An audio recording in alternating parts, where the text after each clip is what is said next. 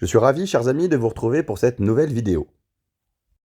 Le plus gros challenge pour moi dans cette mise en place d'élevage de lapins en liberté, qui est devenu un élevage en semi-liberté, c'était la question de l'accouplement, donc de la fécondation et de la mise bas. J'avais déjà eu 2 portées, d'ailleurs les 2 femelles que vous voyez sur cette vidéo sont nées dans l'élevage. J'avais déjà eu 2 portées de manière conventionnelle, c'est-à-dire en clapier béton. Donc c'est des conditions très faciles hein, pour les lapros, et puis pour la reproduction c'est facile. Également, il suffit de mettre la femelle dans la cage du mâle, ils font leurs affaires 2 fois, terminé. Là, en vivant les uns avec les autres, donc le mâle et les 2 femelles, je ne savais pas ce qui allait se passer. Et j'ai vu une fois les femelles s'activer. Une ramasser de la paille, je me suis dit elles font un nid, je suis allé explorer, et effectivement, il y a un nid qui était en préparation, j'étais hyper excité. J'allais donc savoir si mon pari était le bon, si ça fonctionnait vraiment d'élever des lapins en semi-liberté.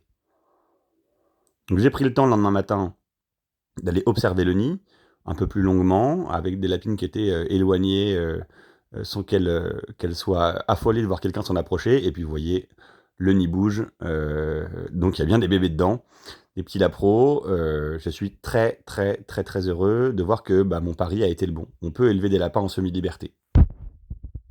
Enfin, pas tout à fait, parce que y a toute la suite qui commence. Est-ce qu'elle va réussir à s'occuper de ses lapros? Est-ce que le sol est bon pour elle? Est-ce que la cohabitation entre 2 lapines va bien fonctionner? Vous voyez, j'ai eu du mal au début à discerner, c'est-à-dire à identifier la lapine qui avait mis bas. Elles s'approchaient toutes les 2 du terrier, elles allaient voir dedans, alors pas, tout le corps non plus, mais elles regardaient ce qui se passait. Donc c'était pas évident de pouvoir identifier la bonne.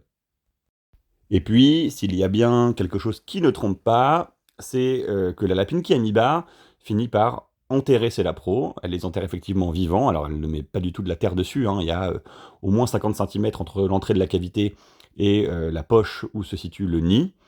Mais elle le rebouche pour pas que des prédateurs ou que d'autres lapins, tout simplement, entrent dans son terrier.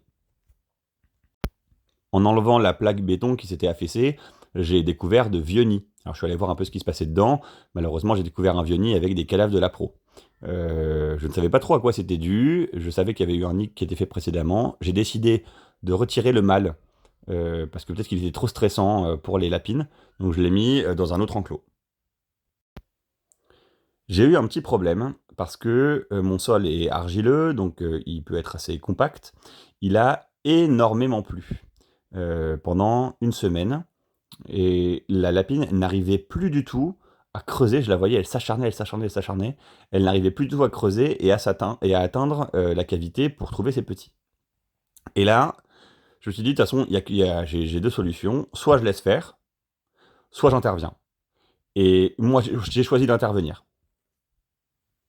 Je sais qu'il y a des éleveurs qui donnent accès à leurs lapines seulement un quart d'heure par jour au nid. C'est un nid déplaçable. Donc je me suis dit, donc c'est une boîte, ça va être toujours la même boîte, hein, cela dit, hein, mais c'est déplaçable. Donc je me suis dit, bon, il n'y a pas de raison que je le fasse pas. Donc là, vous voyez, je montrais avec mon doigt l'emplacement de l'ancien nid, avec tous les gravats qu'il y a eu. Les lapines ont recreusé plein d'autres trucs. Donc elles ont tout rebouché. Et j'ai positionné le nid dans cette structure en bois.